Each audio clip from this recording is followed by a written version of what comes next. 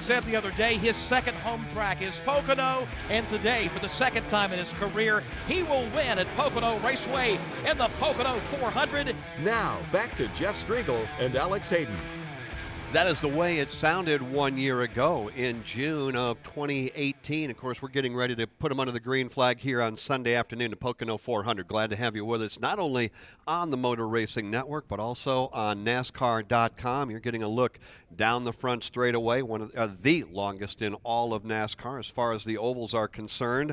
We just went through a transition. NASCAR Xfinity Series practice over. A brand new Motor Racing Network team with you to put the Cup cars on the racetrack, get them shaken down alongside Alex Hayden. My name is Jeff Striegel. Down in the garage area, Dylan Welch, and we're going to hold over Jason Toy and keep him working right down there in the garage. All right, let's just start with Truex. Alex, 3 out of the last 5 races, he's gone to victory lane. Most recently, just a week ago, in the Coke 600 at Charlotte, 1.5-mile racetrack there. Now we move on to 2.5-mile racetrack here, the Pocono Raceway, and Truex is good here as well. I think it's safe to say that the transition for them from Furniture Row to Joe Gibbs is complete. They may be the best team in the garage right now. Yeah, they're hitting their streak, no question about that. And no, they may not know every name of the 600 or so employees at Joe Gibbs Racing as of right now, but believe me, as long as they keep putting the results out on the racetrack every week that they've been putting out here as of late, everybody in that Joe Gibbs Racing shop is going to be shaking their hand and thanking them for all the bonus money that's coming in the doors. But, yeah, they're just fantastically hot. You mentioned the number that the wins that they've been able to accumulate. That's the most wins to start a season Martin Truex Jr. has ever had in his career, and Lord knows what that final number is going to be when the checkered flag flies in Homestead Miami Speedway later on this year, back in the month of November at Championship Weekend. But Martin Truex Jr., Cole Pearn, yeah, they've made the transition over to Joe Gibbs Racing. And I don't think it surprises anybody. I know it doesn't surprise you because you and I have talked about it, that the transition has occurred for this team as quickly as it has. Number one, they were an alliance with Joe Gibbs before. Most of that team is still together, all working now on what was the 78. Now it's the 19. So absolutely no surprise that they're hitting on all cylinders right now. No, I'm not surprised about it. And let's face it, when you break down the first few races of the season, no, they didn't get to victory lane. No, they weren't dominating and leading lap after lap after lap, but they had good race cars. They were just having some bad luck on their side, and perhaps a little penalty here on pit lane or a problem getting the car handling the way they really wanted it to handle. They've had good stuff. They just weren't able to put together complete races like they're doing right now. This is a team that's got a lot of confidence in themselves, and rightfully so. I look for them to be pretty doggone good here once the green flag goes in the air and practice begins. Will they be the team of the middle portion of the season? 1/3 of our season is already complete. Will this be the team that dominates over the middle third, the summer months? We'll find out. We'll talk about that and a whole lot more. You saw just a moment ago Jimmy Johnson rolling that number 48 Chevrolet out of the garage. Again, a quick look at the start-finish line. Pocono Raceway, that's where we are at. Cup cars rolling out of the garage. Jason Toy is in that garage. And Jason, a holdover from the Xfinity Series, now getting ready to go with the Cup cars. Hey, Jason. Hey, Jeff, how are you? I tell you what, we're getting ready to roll out here. A lot of the drivers, you talked about some of those, like Jimmy Johnson, already making their way out. We just seen Daniel Suarez jump in. Well, he's one of the final drivers to jump into his car as they get ready to roll. 71 degrees as we get ready to start things off here. And one thing we had during the NASCAR Xfinity Series practice, we had lots of sunshine. Get a little bit more cloud cover here over the track right now for the Cup drivers as they roll out. One thing we did see, when benefit of having a driver work in the Xfinity Series and in the Cup Series, Austin Dillon's crew, after he jumped out of the ride in the Xfinity Series, we're making some changes on his Cup car. Now, a little bit different on the Cup cars than what they are, but some of the setups are similar. They're making some changes on his ride now as he gets ready to roll out. Dylan Welch is also working in the garage area for us here on this practice session for the Motor Racing Network as the green flag goes in the air, and the first of 2 practice sessions for the Monster Energy NASCAR Cup Series is underway. But Dylan, Jason mentioned some drivers already making their way on the racetrack, others waiting.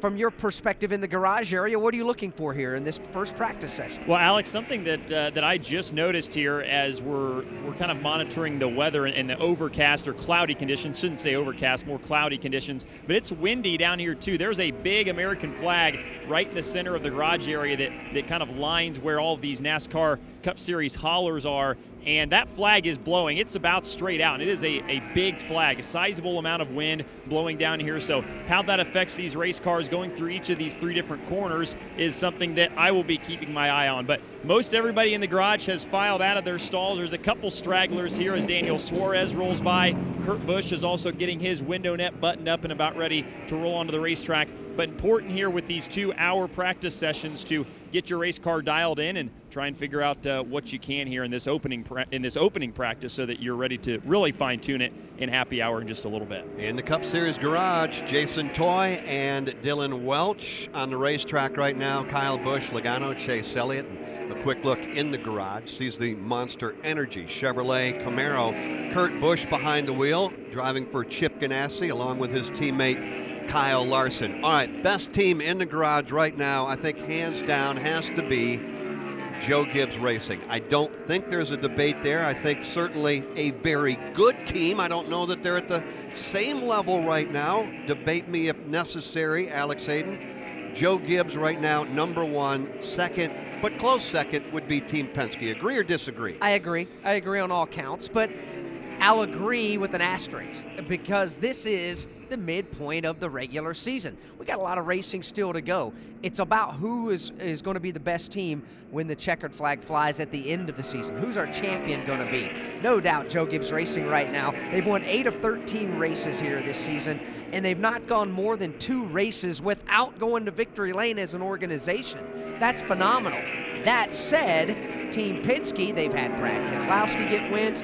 Joey Logano's gone to victory lane. No, Ryan Blaney has not gotten to victory lane yet, but Blaney has led a ton of laps here this year, and it's only a matter of time before I think he finds his way to victory lane. And who knows, their 4th affiliated car, that Wood Brothers Racing Ford Mustang there with Paul Menard, he may be able to jump up and win a race or so later this year as well. So that all being said, purely by the numbers and where we're at, Joe Gibbs Racing is the best team in the garage. But Team Penske's awfully good, and they have a way of kind of strategically working a season to be ready for the championship. You know, I want to get you to weigh in on this, then downstairs for more on Joe Gibbs Racing on all 4 of the drivers, and that's where I'm going to take you as Truex right now goes to the top. No surprise, Truex right now, although as I say that he gets bumped by Ryan Blaney, a member of Team Penske. Right now it is all Joe Gibbs and all Team Penske in the top 4. Blaney, Truex, Logano, and Denny Hamlin, who happens to be a 4-time winner here. And you see another member of Team Penske and Brad Keselowski working off turn 2 here. Let's break down the 4 drivers of Joe Gibbs, and I think it's an interesting dynamics, do you not? All right, you've got Kyle Busch, who is visibly and vocally not happy with the package that is on these cars. All right, let's set him aside. You've got Truex, the hottest driver in the entire garage. You've got Denny Hamlin, who's already won 2 times, although not recently now, who I think feels the pressure of his other 2 Toyota teammates. And then you've got Erik Jones, who has got to win, I think, Alex. I think he is in a situation now that rookie season's long gone. He's now into it. He has to win. You've got 4 drivers, but 4 very different situations. You do, and I think Erik Jones right now is the most compelling of those 4 different situations because of Denny Hamlin's success earlier. He won the Daytona 500, our biggest race of the season. So he's got that going for him. He's a playoff driver. I think Denny Hamlin's going to be just fine. Plus, the experience Denny has is going to really pay dividends for himself. But to me, Erik Jones is the one that's got the big question mark in my mind because Erik has got a world of talent. No doubt, Joe Gibbs Racing is the best team in the garage, but Erik is just not getting the results out of that race car and that race team, the 20 car, that a lot of people expect him to have. He's not getting those same types of finishes, those wins that the other Joe Gibbs teammates are getting? Could it be the simple lack of experience at this level? Could it be the fact that Erik Jones is just feeling the pressure to try to keep up with the rest of Joe Gibbs Racing? There's a lot of question marks there, but to me, the most compelling of the four is Erik Jones. What do you think about it? Well, I think that when I think about Erik Jones, I wonder to myself if we are not providing too much pressure and too much expectation for a driver that is only 22 years old. We demand, and maybe rightfully so today. We didn't used to. We didn't figure that Jeff Gordon, when he was only 24 years old, was just going to climb into a Cup car and go to victory lane in his first or second year. Now, granted, he was capable of doing that. Rarely do we see that done. But I guess when you drive for Joe Gibbs, you get that call, you're expected to take that car to victory lane. He's yet to do it, and then you look across the garage and you see your teammates, two of them with 3 wins apiece. The other one, Denny Hamlin, with 2 wins, a win at Texas and Daytona, and you're sitting there in that same car going, I've still yet to go to victory lane. I don't think there's such a thing at this level of NASCAR racing, at this level of motorsports. Fair. On the globe. There's no such a thing as too much pressure, Yeah. especially when you're in the equipment that he is in. There better be pressure. And if I'm Joe Gibbs, if I'm that race team, I want to make sure that I get some pressure on my drivers, and I want them to be able to perform and make it happen there as you watch the team work on Martin Truex Jr.'s car there in the Monster Energy NASCAR Cup Series garage. We'll go a little bit more in detail about Erik Jones and the rest of Joe Gibbs Racing when we come back. We're early in the opening practice session of the weekend here at Pocono Raceway. Joey Logano has the Team Penske colors at the top of the leaderboard with a lap of 169.046 miles per hour. Kevin Harvick second quick. Brad Keselowski is now fourth as Clint Boyer goes to third. Keselowski fourth, and Daniel Suarez. That's right, 3 of the top 5 are Stewart-Haas Racing Ford Mustangs. That's how we stand here early in the opening practice session. From Pocono Raceway, this is the Motor Racing Network, the voice of NASCAR. 3, 2, 1. The Firekeepers Casino 400, Sunday, June 9th at Michigan International Speedway. NASCAR's most entertaining track. There's tons to do with the whole family, like camping, live music, fireworks, and more. Tickets for as low as $39. Admission for kids under 12 is half price with a free pit pass, courtesy of Henry Ford Allegiance Health. Michigan International Speedway. You don't get it until you get here. Visit mispeedway.com for tickets. Check out MRN.com for a new podcast series called The Tough Trucks of NASCAR. 25 years and still trucking. We'll take you back to some great races. Benson to the bottom of the racetrack. This is the race for the lead and the win at Michigan. And some wild moments. One truck is in the air. Matt Crafton upside down. And we'll let you hear the stories behind them. He was too bullheaded to let me pass him, and I was too bullheaded to let him have it. Download the show for free on iTunes and at MRN.com.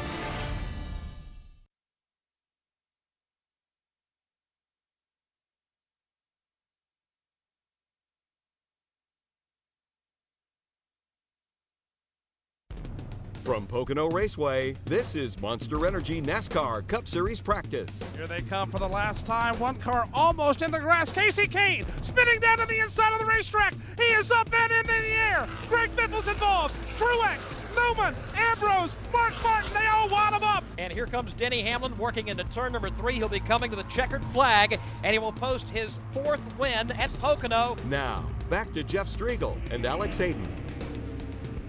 That's how it sounded in the year 2010. Denny Hamlin picking up the win here at the Tricky Triangle here at Pocono Raceway.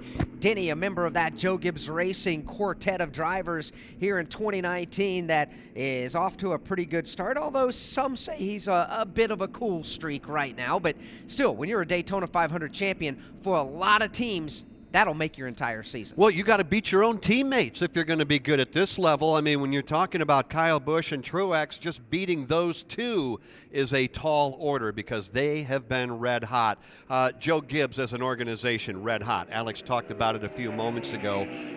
They, along with Team Penske, the only teams to win at this level other than Chase Elliott getting the win at Talladega. Other than that, it's been all Joe Gibbs, sprinkled in with a little bit of Team Penske. Let's dive a little bit deeper and talk about Truex and Denny Hamlin. And Jason, when you think of a driver, maybe the hottest driver in the garage, you got to think of the guy behind the wheel of the number 19. Yeah, definitely you do. And he, coming off the big win last week in the Coke 600, his second time picking up that title. And it was last week, you know what, we talk a lot about how this team is, and with Cole Pern and with Martin Truex Jr. Last week, they hit the wall early on, and they didn't panic. They've made the repairs they needed to. They battle back slowly but surely. It's a good advantage of having a race that's 334 laps long that they had last week. So they were able to battle their way back. They were able to be strong there on that last restart and pick up the win. But when you go back and look at things here for Martin Truex Jr., 2 wins in the last 3 starts. Matter of fact, you make it 3 wins in the last 6 starts, or 5 starts. So it's definitely been a good streak here. It took them a little while. A lot of people to start off the season going, okay, is the transition going over from Furniture Row Racing into the Joe Gibbs shop, was that going to be a hard one? Everybody expected them to come out with wins right away. It didn't happen. Now they're finally starting to get hot. They're getting confident right now. They got the car in here on the stands. He's carrying the bright orange colors here with the black tracker boats and Bass Pro Shops on the hood here at Pocono. They are just trying to set the ride heights a little bit here. They went down, took a couple of laps, shake the car down, see where they are. Now they're making the adjustments on the suspension right now for Martin Truex Jr. One pit stall to his right is his teammate in Denny Hamlin. Hamlin started out hot on the season, 6 top 5s to start things off, plus a win at Daytona and at Texas. But the last couple of weeks here for Denny Hamlin, things haven't been going the greatest. 17th, 16th, 21st, 36th. So no finishes in the last 4 races inside the top 15. They went out, said the car was really, really loose here. They made an adjustment. He slid it out a little bit. Matter of fact, he kicked out on him. So they're making the adjustment suspension-wise here for Denny Hamlin. And like you talked about, these guys have got those wins already in their pocket. So, yeah, they're in the playoffs. But they want to continue that momentum here, because before you know it, it is going to be playoff season. And one of the things they want to do is continue to try to get things better. And right now, they're, like I said, making the adjustment, putting a fresh set of Goodyear Eagles on the side of this race car. Getting ready to roll back out here in just a minute here for Denny Hamlin. But it is definitely one of the teams here that definitely like to get things turned back around. I think Alex should refer to them as kind of a cold streak right now. They're kind of hoping to make it a little lukewarm here and get a little bit hot here in the middle part of the season. Watching on NASCAR.com, Jason, you can see both the back of Martin Truex Jr.'s car and now the FedEx Toyota of Denny Hamlin. Easy for our folks working the cameras to see those cars, because if you're not sure how it's done, every weekend the garage stalls are assigned by where you are in the point standings. They're up towards the front of the point standings. That's why it's pretty easy to maneuver down there. But there's a different aerodynamic package that they're running here at Pocono this year. And even though there's been success with Joe Gibbs Racing here at the Tricky Triangle, Martin Truex Jr. isn't quite sure how the racing will be with this package. That's a really good question. I don't know. I think it just depends on how much draft we get on the straightaways there. I don't know how much the corner speeds are going to play out, how much throttle we can actually run through there. Can we run wide open? I don't know. So it's going to be crazy on restarts, more than normal, which is can't even imagine. It's already always been pretty wild, but it'll be interesting for sure to figure it out. Hopefully we can run behind cars through the corner pretty good and not worry solely on the draft on the straightaways and make passes. But I'd say that's probably hoping for a little bit too much. It's going to be a challenge. Restarts are always insane, but with this draft that's coming into play, this longest straightaway on the entire tour, and yeah, you got to funnel down into turn number 1 down there and try to find a lane to race on. We can see them easily 5, maybe 6 wide going off into turn 1. Restarts are going to be fun to watch. I think the race itself with this new rules package is going to be spectacular. I do too. It was funny because Dave Moody, who will be down in turn number 1 for us here on Sunday, said, quote, "I'm bringing a helmet with me."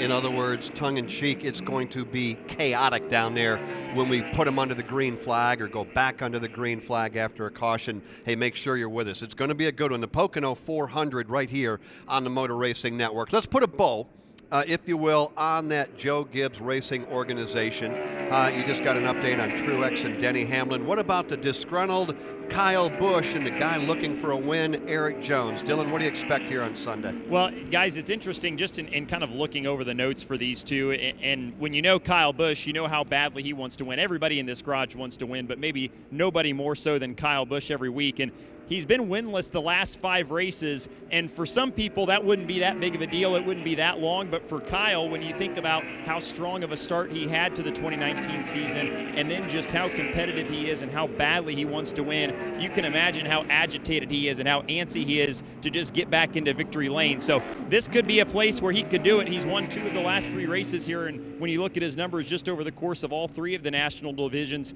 in NASCAR, the last 5 races he's won 4 of them and finished 3rd in the other one. So this could very well be the place that Kyle kind of gets back on his horse and gets into victory lane. So he went out and made a couple laps. They brought his M&M's hazelnut spread car back into the garage area, and Adam Stevens and company made some changes and just sent Kyle back out. Then you go down to the other side of the garage and you talk about Erik Jones and just the struggles that he's had this year, and the numbers again don't lie there when you look at his teammates, each of them with at least 2 wins, several top 5s, and Erik has no wins, just 3 top 5s this year, and is coming off his worst run of the year, a 40th at Charlotte last weekend. So this is kind of a similar situation for him in the sense that he needs a win maybe to save his job. You know, there's been obviously a lot of talk this year. First is Denny Hamlin on the way out. Now it's Christopher Bell from the Xfinity Series. Obviously has run so well for Joe Gibbs Racing in that 20 car the last couple years. He obviously is looking for a cup ride, but not really any place for him to go right now. So while you don't really worry about the pressure as a driver, you try not to let you worry about it. It certainly weighs heavy on your mind, and whether or not that's affecting Erik in the car, only he knows that. But it certainly weighs on you, and I'm sure there'd be no better way for him to kind of silence the doubters and the critics than by getting this 20 car back in the straight and narrow and putting it in victory lane this weekend. As you're talking, Kyle Busch, Erik Jones go 1-2 on the scoring pylon. Driving to save his job. Now, certainly we are not speculating by any stretch, not at all. But is there some, you think there might be some truth or some motivation to that if you're Erik Jones? And let's just say right there, and of course this is totally an assumption, but do you have to look over your shoulder? I think you do, don't you, at some point? You absolutely do. This is professional sports. There's always going to be that next great thing, that young athlete that's coming up. And right now it's Christopher Bell. He's under contract with Toyota. I don't see, without any sort of major natural disaster on earth, that Toyota is going to let Christopher Bell get away from underneath their umbrella. So where do you put Christopher Bell next year? Christopher was ready to go cup racing this season here in 2019, but there wasn't an available Toyota ride to put him in. So where does Christopher Bell go? Chances are he's not going to run in the Xfinity Series full-time next year. I expect Christopher Bell to be a full-time cup driver next year. Does that mean he stays under Toyota? Does that mean he bails and goes somewhere else? There's a lot of question marks, but if you're Erik Jones, if you're anybody in a Toyota race car right now, you certainly have to be concerned about what's going on, unless your name is Martin Truex Jr. or Kyle Busch, because right now those two are just flat out getting it done. All right, well, stay tuned. That's going to be interesting to watch for sure. Hey, let's give you a full field rundown very quickly. Kyle Busch, Brad Keselowski now second quick, then Erik Jones, Truex, Logano top 5, Kevin Harvick, Clint Boyer, Daniel Suarez, Ryan Blaney. This, of course, practice session number 1.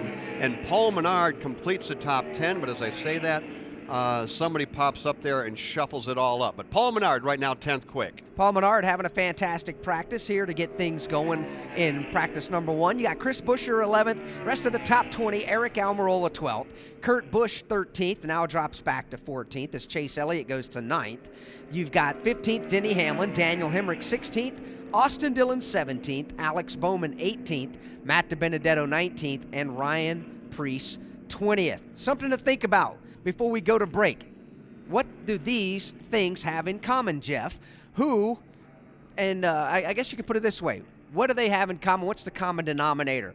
Most laps led in 2019. The last 25 races dating back to last year, who's got the most wins? Then throw in another one on there. Most laps led in 2019 without a win. What do those 3 things have in common? Think about it. From Pocono Raceway, this is the Motor Racing Network, the voice of NASCAR. He is the envy of the racing world. I assumed that Ryan, Bubba, and Chase were all busy, and I was the next in the pecking order. She goes way back. When did you meet? 7th grade, 6th grade? No, 9th grade. That was a minute ago. And he just wants to be friends. Are we friends? No. It's the Sunday Money Podcast. Join Corey LaJoy, Daryl Mott, and Lauren Fox as they detail what it's like to live the racing lifestyle both on and off the track. Download and subscribe to Sunday Money on iTunes, Spotify, and your favorite podcast platform. It's butts and nuts jammed in there. 3, 2, 1. The Firekeepers Casino 400, Sunday, June 9th at Michigan International Speedway. NASCAR's most entertaining track. There's tons to do with the whole family, like camping, live music, fireworks, and more. Tickets for as low as $39. Admission for kids under 12 is half price with a free pit pass, courtesy of Henry Ford Allegiance Health. Michigan International Speedway. You don't get it until you get here. Visit mispeedway.com for tickets.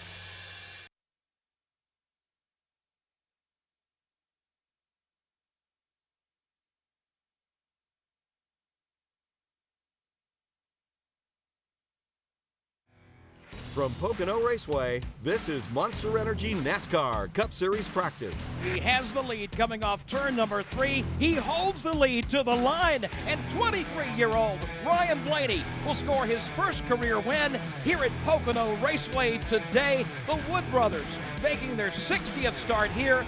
Ryan Blaney making his 3rd, and he scores the win in the Pocono 400. Now, back to Jeff Striegel and Alex Hayden.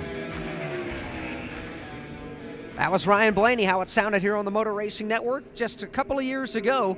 The year 2017, that was the year Blaney getting his first career Cup Series win here at Pocono. And matter of fact, he's one of 4 different drivers to get their first career win right here at Pocono Raceway. He joined Denny Hamlin, Chris Buescher, and Jeremy Mayfield as the 4 drivers to break through and get their first big trophy at the sport's largest stage here at Pocono Raceway. Before we went to the break, Jeff, I threw at you the common denominator. Most laps led here in 2019 across the board. Most laps led in 2019 without a win. And going 25 races back, including here the first 13 of 2019 and back into 2018, what team or what driver has the most wins out of the last 25? What do all 3 of those things have in common? Well, when you think about it, you think of Joe Gibbs immediately. However, you would be wrong. All right, I think I can get at least 2 of these. The most laps led without going to victory lane earlier in the year, it was Kyle Larson. That is not the case anymore. I'm going to tell you that it's Ryan Blaney.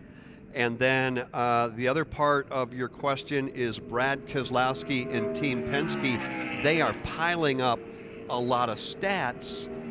They just got to find a way to get to victory lane a little bit more often. How did I do? You did very well. You're right. Most laps led in 2019 without a win is Ryan Blaney, easily. He's led 359 laps this year without getting to victory lane. That's why so many people think it's only a matter of time before he does so. Most laps led across the board in 2019, Brad Keselowski by a long way. 765 laps he's led here in the 2019 season.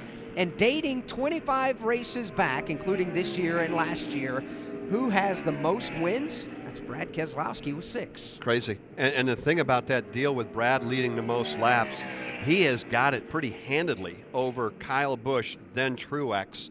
And how about the guy that's 4th? Can you think of who would be 4th? Chase Elliott. So it's Brad, Kyle, Truex, and Chase Elliott. Why don't we talk a little bit more about Team Penske, Dylan? You've got a couple of cars down there that you've been keeping an eye on. One of them, Ryan Blaney, who I think is kind of like an Erik Jones. Do you think that comparison can be made? He's watching his other 2 teammates have a lot of success. Brad already has gone to victory lane 3 times. Joey has been to victory lane. Ryan, not so much. What about Ryan and Joey? Well, yeah, and Jeff, I think that's a good point as well. I don't know if Ryan maybe is in as much quote-unquote danger when we think of being replaced at the end of the year, but at the same time, you can't get complacent because in the Ford pipeline, there's several young up-and-comers as well in the Xfinity Series that would love a shot in a Cup car. You know, guys like Chase Briscoe, guys, even somebody like Cole Custer who's in the Ford Ford pipeline. So you can never relax in this top form of NASCAR racing. You have to be on your game no matter what. And when your teammates are running as well as Brad Keselowski and Joey Logano are, and you haven't been able to get the job done and pull yourself into victory lane, that certainly can wear on you and weigh heavy on your heart. I had the opportunity to talk with Ryan just briefly here before we got into the cars for practice here, and he expressed that he feels like there's been some bright spots this year. They just haven't been able to kind of seal the deal and break through and get to victory lane. And that's something kind of you guys even alluded to with Cole Pearn and Martin Truex Jr. just a little bit earlier in this show, that the beginning part of this year they were so close and just had one or two little things that kind of derailed their efforts each weekend. And that's kind of how Ryan feels. They've got the speed, obviously. They've led more laps than any of the winless drivers this year. We know the Penske cars are fast, so it's just kind of a matter of he and crew chief Jeremy Bullins executing and getting that 12 car into victory lane. And obviously Ryan knows how to do that here, and so does Jeremy Bullins. They both won together when they were racing for the Wood brothers back in 2017. Then you look at the flip side of the coin, and Joey Logano, obviously another guy who only has won once this year, which I think is hard to believe when you think about how much we see him running up front. He's had 7 top 5 finishes. That's tied for the most with Kyle Busch. 3 second-place finishes, tied for the most with Alex Bowman. So they have shown speed. They have the results that indicate they've got speed, just don't maybe have the win total that I think people expected them to have. So they're working on his Shell Pennzoil Ford right now. Todd Gordon, the crew chief, mentioned that they're working on Joey being able to go flat through the tunnel turn, and that's something that that we've had talked about already so far today with this new package. There were some unknowns, and you didn't really know where your balance was going to be until you got out there. So Todd said Joey was just having to breathe the throttle just a little bit, couldn't go full throttle, which is what some of the other drivers were doing. So they're trying to get their race car balanced a little better so that Joey's able to go flat out through turns 1 and 2.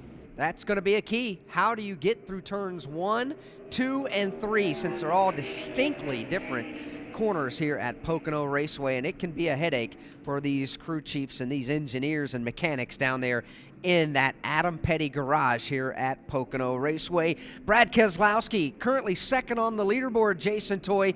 So far, he's put 10 laps on the board. Seems he's having a good practice. Yeah, he's been pretty happy with it. Paul Wolf sitting here, his crew chief, walking around the car, taking a look at it. They have it up on the stands, and they're continuing to work on the geometry on the front end of this race car. You want to get that splitter down as close to the ground as you can to get as much downforce without scraping it. So they're working on it to kind of get it up off the ground just a little bit to kind of tweak it even more. He talked about their second on the board right now and trying to work their way around this racetrack. Brad does obviously knows this track pretty well. He's a former winner here at this racetrack with a totally different setup for the race car back then as well. So looks like they've got it in tune right now. They're running some pretty good races here the last couple of weeks and continuing. They got those 3 stickers that are over the frame of the top frame of the driver's door and the passenger door to signify they have those 3 victories, obviously locked in the playoffs. They just want to continue to knock out wins, because when you drive for Penske and Roger Penske, you want to have victories. He wants to fill up that trophy case even more, and they've got a long way to go here this season. Even though in the playoffs, they still want to try to find ways to get some more wins here. And right now, pretty pleased with this race car. Working, like I said, on that setup. They're getting ready to drop it back down on the ground and send Brad back out for another run. And I would imagine that that's Thomas Lanahan on the camera that is looking into the garage bay of one Brad Keselowski from Rochester Hills, Michigan. Maybe I'm crazy, and you'll tell me if Usually I am. you are. You've done it before. Is Brad, I'm just was thinking and listening, and you rattled off those stats that, Brad most laps led and most wins in the last 25 races and all this that he is piled up. Is he not the most underrated top driver in our sport? I just sometimes feel like Brad is not appreciated for all that he actually does when he's on the racetrack. I would certainly say when he's off the racetrack, because he's got a lot of things that he does. But let's just stay on the racetrack. We talk about Kyle and Truex and Harvick and this guy and that guy. What do you think? Tough question, and it's an interesting question, but I think it can be related to more of how Brad is off the racetrack because he's very outspoken, much like a Kyle Busch. Yep. Brad isn't quite as colorful about his outspokenness. So that may endear to some race fans and may not to others. But with the numbers that Brad's put up, he just simply doesn't have the win total that some of these Joe Gibbs Racing cars have out there right now. So I can see how that question could be posed, and it's an interesting to think about. All right, we also talked a little bit about the restarts and how hectic they are going to be. Alex, this is a racetrack, and we'll get into detail, whether we do it in this practice or the next one coming up at 4 o'clock on the Motor Racing Network. This is flat. This racetrack is weird, it's strange, it's tricky. That's where it gets the nickname. It lends itself to shifting, but maybe not. Well, that's the key. And by years gone by, a lot of these drivers would dive off into turn number 1, one of the slower turns because of the radius is well past 90 degrees. And with the banking there and to be able to get a good run up off turn 1 to get down that long pond straightaway, they would downshift to third gear.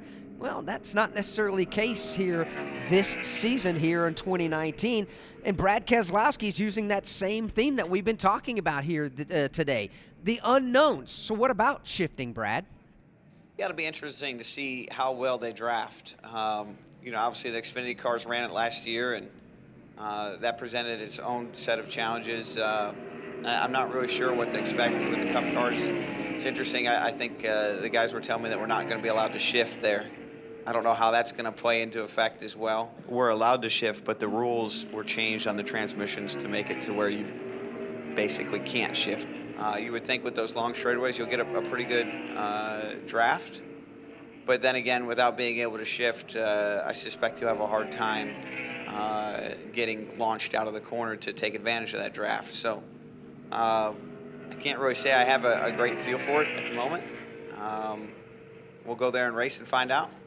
But it should be a very interesting challenge. 3 turns, none of them alike, most of them very flat. Turn 1, 14 degrees. Turn 2, 8. Turn 3, 6 degrees. A 3,700-foot long front straightaway, longer than any other straightaway that we have at this level. The back straightaway, 3,000 foot. The short chute, 1,780.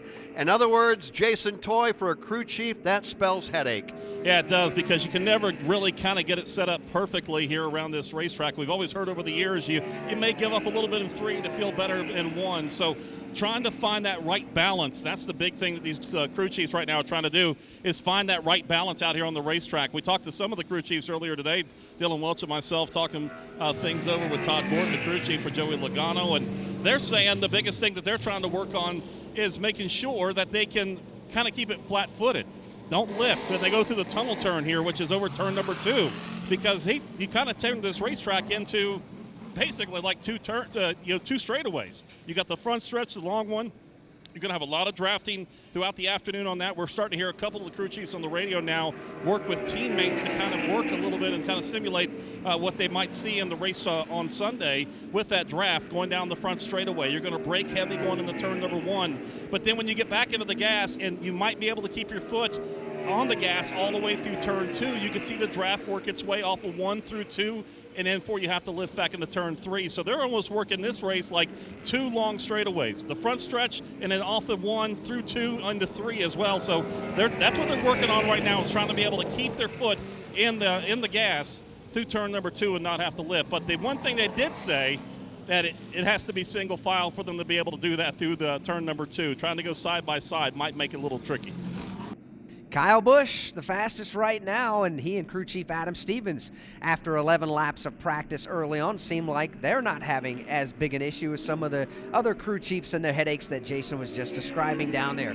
Kyle Busch, Brad Keselowski, Chase Elliott third, Erik Jones is fourth, and Kevin Harvick. He rounds out the top 5 as we're halfway through practice number 1 of 2 today here on the Motor Racing Network. From Pocono Raceway, this is the Motor Racing Network, the voice of NASCAR. Pocono Raceway is summertime. It's where kids are free and everyone's welcome to camp out for the weekend. It's where fans can shake hands with the most famous drivers on earth. It's where tailgating is serious business. It's where first-timers hang out with old-timers, and the racing is always a little tricky. Bring your friends, bring your family. Just bring it. Pocono style. The Pocono 400, May 31st through June 2nd. Kids under 12 free all weekend. You hear it every week. Just want to thank the whole team and all our guys back in Denver. Everybody supports this team. They're the unsung heroes of NASCAR, and their life is the pits. This is Rocco Williams, and for 10 years, I've jacked up some of the biggest names in auto racing, and now I'm jacked to bring it all down to street level and acquaint you with the guys behind the wall and back at the shop. Join me on MRN Crew Call, presented by Money Lion, every Wednesday on MRN.com, iTunes, or wherever podcasts are found.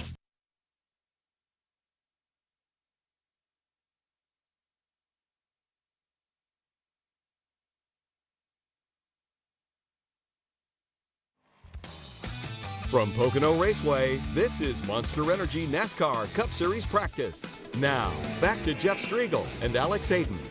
Thank you, Fred Armstrong. About 14 minutes remain here in the first of two practice sessions for the Cup Series. As a matter of fact, the only two practice sessions they're going to have all weekend long will be live for both of them. This one, obviously, is going to go until 2:55 p.m. Eastern Time, and then we'll be back with you again live at 4 o'clock Eastern Time for happy hour here for the Monster Energy NASCAR Cup Series. And, of course, it's a busy weekend here for the Motor Racing Network. Tomorrow we will have live coverage of pole qualifying. That will begin at 11:30 Eastern.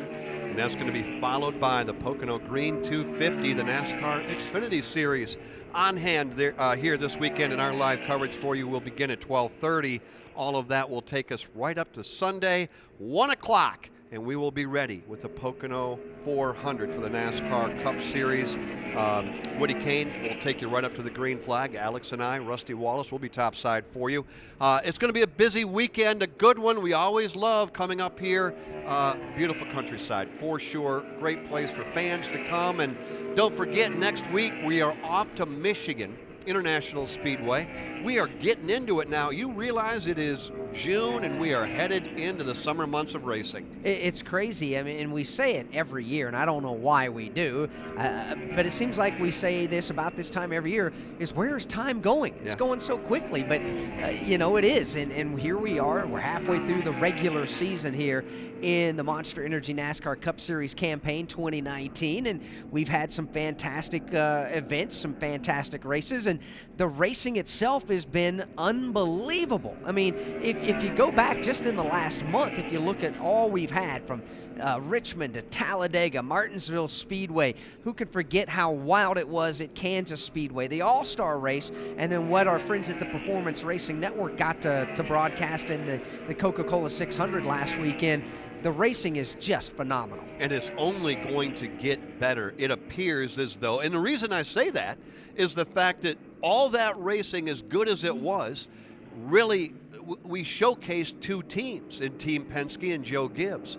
Stewart-Haas Racing, they've got it figured out. Hendrick and their Chevrolets seem to be getting it figured out. Roush Fenway, Stenhouse and Newman have been very good. Ganassi's been very good. Larson won the All-Star race.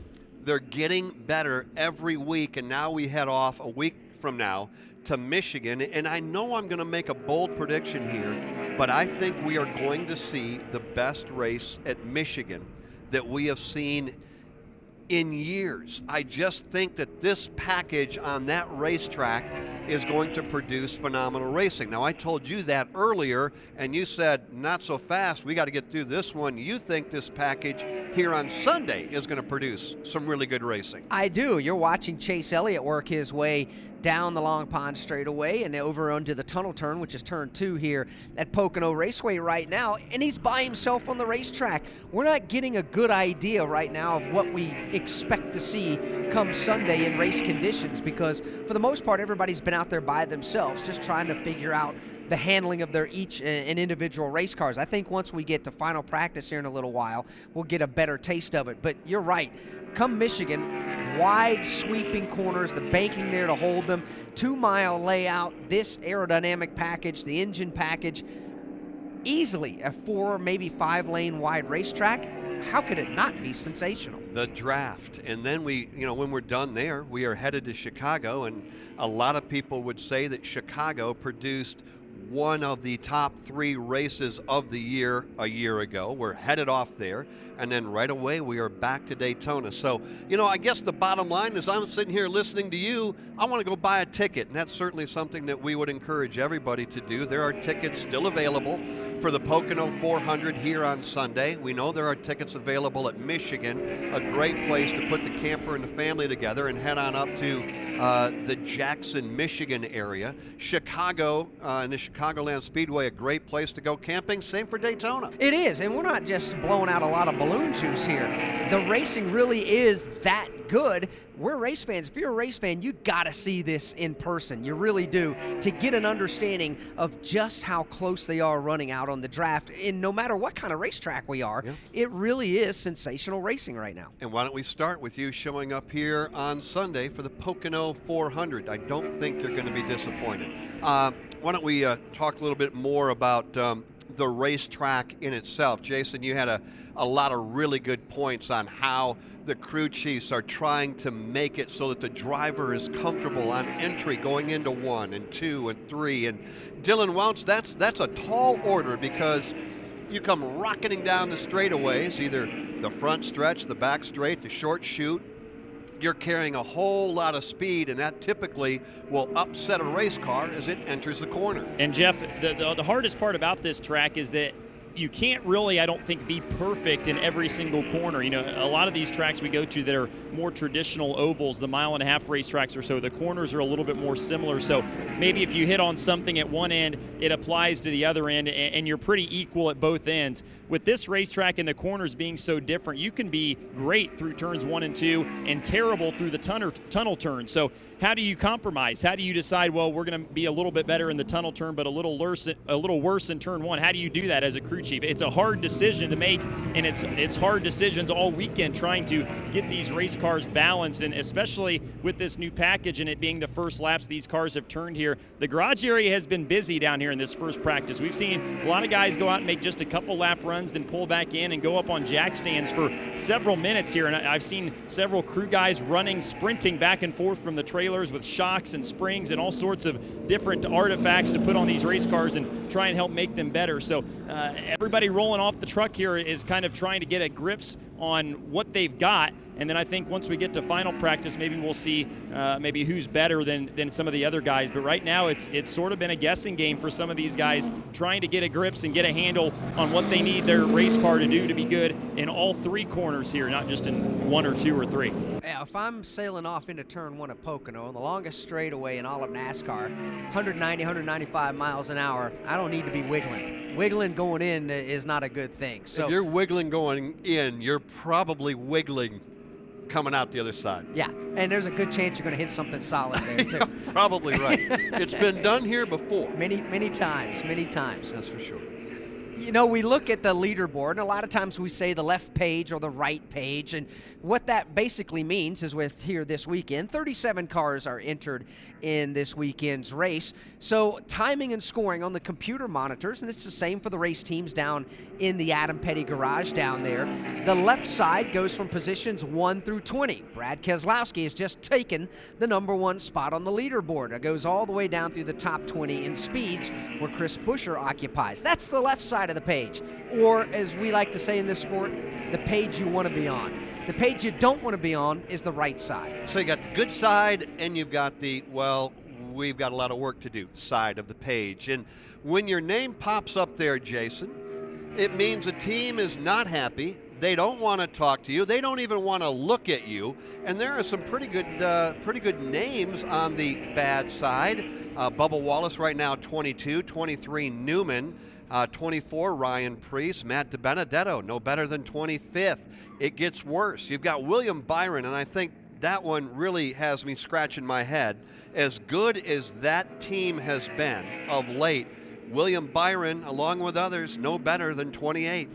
Yeah, and then they brought his car in, put it up on the jack stands, and William even got out of the car, and there was a whole team effort meeting up at the front end of the race car led by crew chief Chad Canals to try to determine what they need to do. Well, they figured something out that they want to go out and try. They just put the 4 Goodyear Eagles back on the car here, carrying the Auto Guard, the Hendrick Auto Guard colors here today. A blue race car, white lettering with the fluorescent bright yellow 24 down the sides. They'll pull them back out and head back out on the racetrack. So they may have figured something out to try to get out there and try here in the final couple of minutes here of this practice. You know, you talked about another one of those drivers that was in there on that other side of the line. That was Kyle Larson. They just have not been pleased with the race car. They brought him in here. They changed out the springs on the left side of the race car completely and sent him back out. He just radioed in, said he was a little bit tight. So they're starting to get back a little better in what they need for him. One other driver we talked about as well that was on that right side of that list that you talked about, Jeff, was Ricky Stenhouse Jr. Now he's worked his way over to the left side. He was 10th there for a little while on the rundown, saying it was just really loose. He could not get back in the throttle the way he wants to, and also wants to get the nose down just a little bit more. They feel like it was riding a little bit high. So they came in, made the adjustment, made a chassis adjustment for him as well. Brian Patty, his crew chief, even went to the back end of the race car in the deck lid. They give you just a kind of a millimeter. A millimeter might make a difference. And they made an adjustment on the pegs that hold the back deck lid down. They wanted to get it tighter down to the race car, so they even adjusted the height of that as well. So even that little millimeter might give you another half a second or so and move you up the board like we're seeing for Ricky Stenhouse Jr. Stenhouse up to 15th. Another driver climbing the leaderboard, going all the way to the top. Daniel Suarez on his 17th lap of practice just went to the top of the leaderboard. So you got Mustangs now, the first two fastest, and Suarez and Brad Keselowski. You know, Jeff, thinking about what Jason's talking about down there, having the all-hands-on-deck type of meeting with William Byron, the driver. Yeah, he's a young driver in the Cup Series, but he's accomplished. He's won at the truck level. He's won at the Xfinity level. He's got 7-time champion crew chief Chad Knaus. If anybody questions Chad Knaus' ability to set up a fast race car, you just need to be thumped on the head with a tack hammer. So you've got Chad Knaus, you've got William Byron.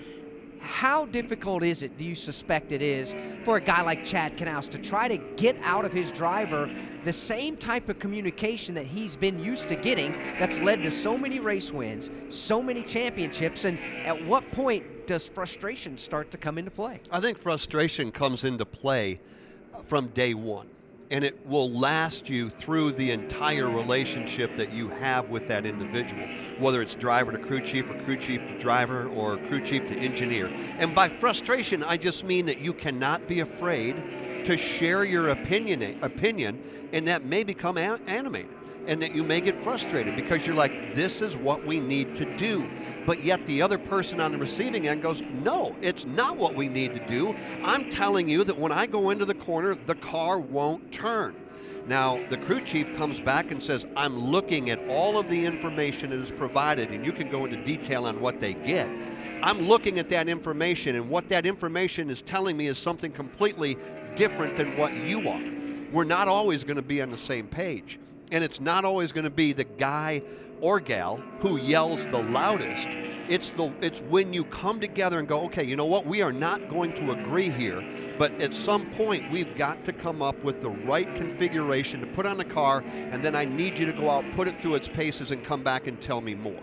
And I think when you do that, like what we're talking about with William Byron, you work, and you know what? You're not always going to get along. But when you do it right, it pays off, and William Byron just cut a lap, Alex. He did. He went from the bad side of the leaderboard, the right side of the page, all the way inside the top 10 on his 12th lap of practice.